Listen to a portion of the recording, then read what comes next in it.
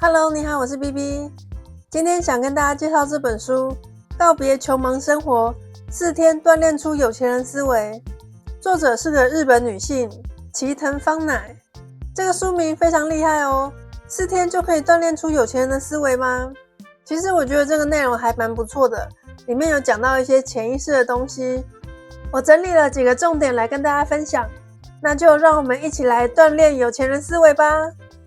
这本书开宗明义就写说，如果你觉得自己不管再怎么努力都还是没有钱的话，那就是无意识贫穷在作祟。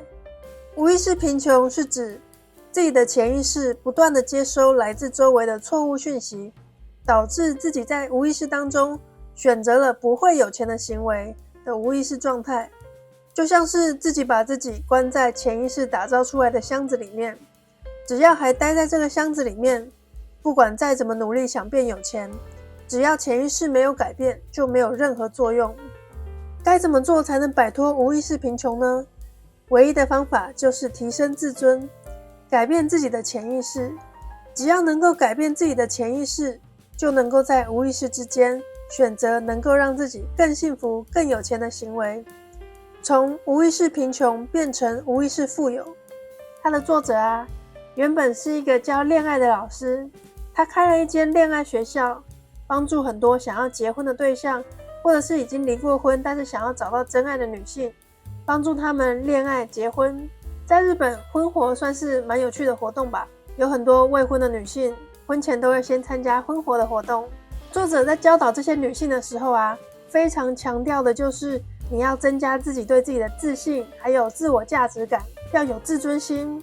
结果这些学生不只找到了更好的对象，还跳槽到更棒的公司，或者是被很好的公司挖角，生活也变得更有钱了。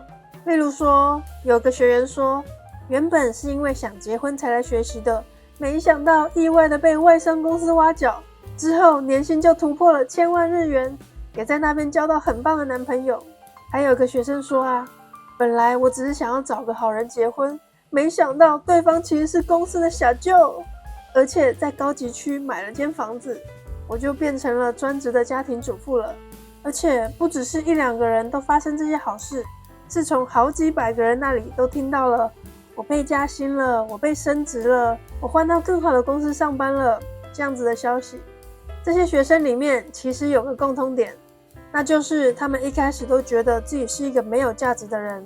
他们从这样的潜意识当中挣脱而出，成功转变为自己是一个有价值的人的正确潜意识。他们开始拥有自尊心，而且开始懂得珍惜自己，认同自己的价值。所以他们就像花朵盛开一样，找到自己原本的美丽和个性。周围的人也开始觉得他们很有魅力，而且自然而然也吸引到符合他们的价值的好工作。于是这些学生都被升官加薪，或者是跳槽到更棒的工作了。所以提升自我价值感就可以让你吸引更多钱哦。那这边有什么方法可以提升自我价值感呢？作者列出了一些能力项目，大家可以去看一下自己有没有符合哪一些，可以打勾。这些看起来是软实力的能力其实都是非常有价值的。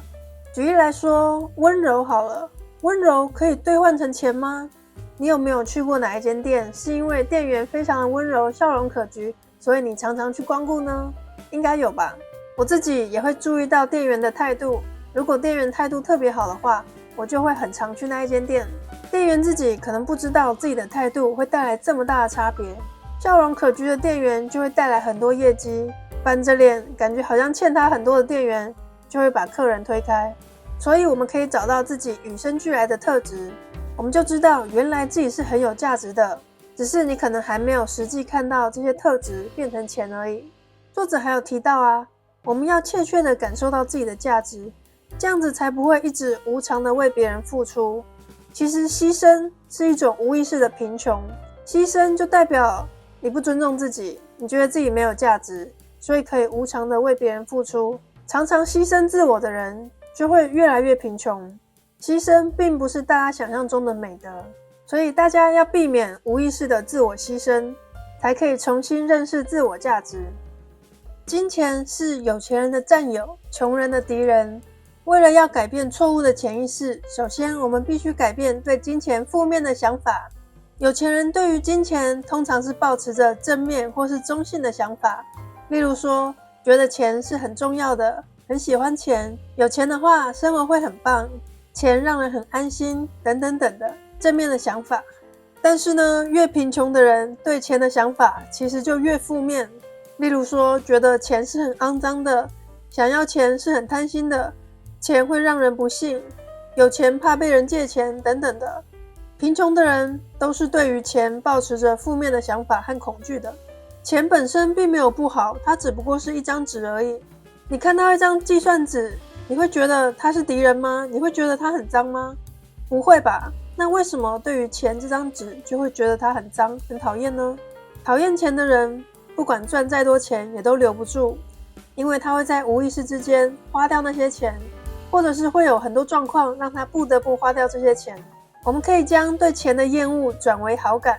首先，请列下你对钱抱持着哪些负面的态度。也许你会写说，有钱的话就会产生距离感，有钱的话就没有办法得到真爱，等等等的。你可以先列下这些想法。再来，请你注意到，其实让你觉得不开心的并不是钱本身，而是使用金钱的人。也就是说，你真正讨厌的并不是钱，而是对于钱有偏差想法的人。所以你其实并不讨厌钱，你只是讨厌那些用钱不当的人。例如，你讨厌的是用钱收买爱情的人，为了钱偷别人东西的人。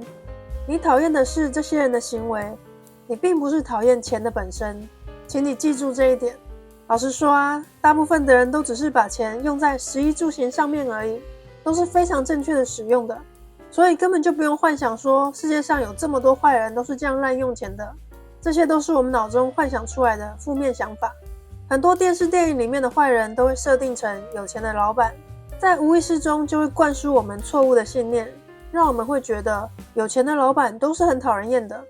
可是请记住，这些都是电视电影的伎俩啊，这并不是事实。我们要认清有哪一些信念是别人灌输我们的，哪一些信念是我们自己拥有的。再来这个章节，他写说，金钱的本质是正面情绪的交易，是什么意思呢？你可以想想看，你平常会把钱用在什么地方呢？除了我们必须的食衣住行以外，我们会买的都是一些让我们觉得会开心、快乐、舒服的事情。例如说，看电影是一种娱乐，但是不必要的花费，可是因为会让我们觉得很开心，所以我们愿意付钱。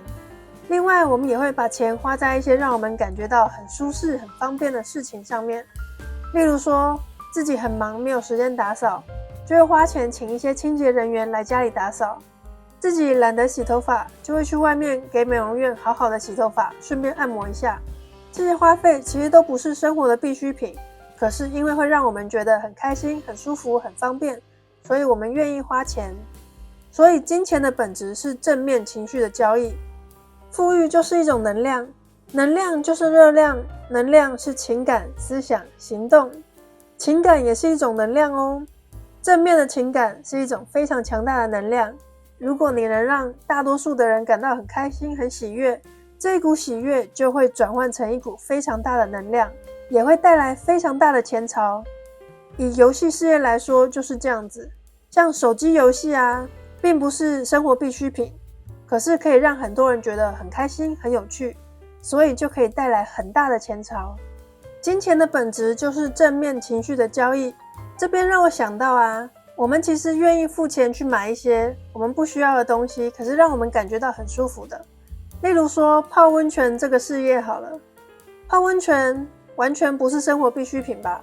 你在家里也可以洗澡啊，可是啊，温泉业者把泡温泉变成一个让人非常放松、非常享受的事情，就会带来巨大的钱潮。像是美甲行业也是啊，难道你不会自己剪指甲吗？不会自己涂指甲油吗？你会啊，可是呢，美甲店就提供非常棒的服务，让你觉得自己就是大小姐一样，你就愿意给他们做指甲。所以我们可以增加自己的想象力，去想有没有一些生活中没注意到的细节，我们可以把它变成一个很棒的服务，很方便的服务，这样子就会带来很大的钱潮哦。以上这几点让大家去参考看看。在我录完的同时，我也发现这本书已经绝版了 ，OMG！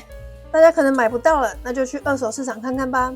如果你喜欢这一类的书，那你一定也会喜欢《有钱人想的跟你不一样》。